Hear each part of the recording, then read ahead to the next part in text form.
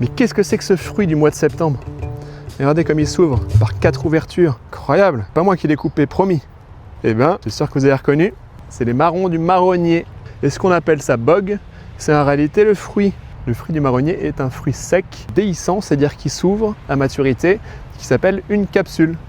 Et à l'intérieur, il y a les graines.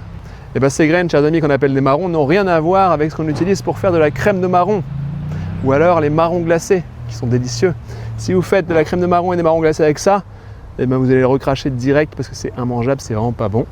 Par contre, avec ces graines, vous pouvez faire des remèdes contre les hémorroïdes.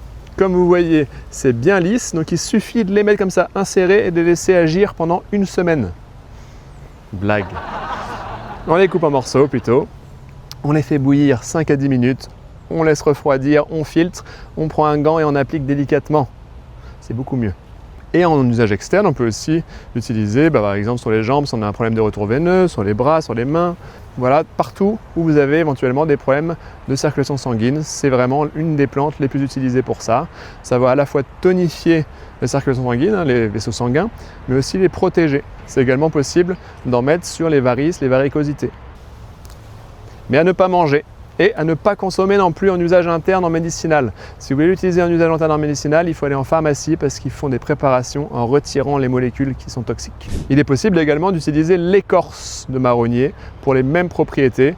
Dans ces cas-là, je vous conseille d'attendre les tempêtes, il y en a régulièrement, et quand il y a des tempêtes, il y a des branches qui tombent. Dans ces cas-là, vous récupérez un petit peu d'écorce que vous faites sécher, que vous gardez chez vous en cas de besoin.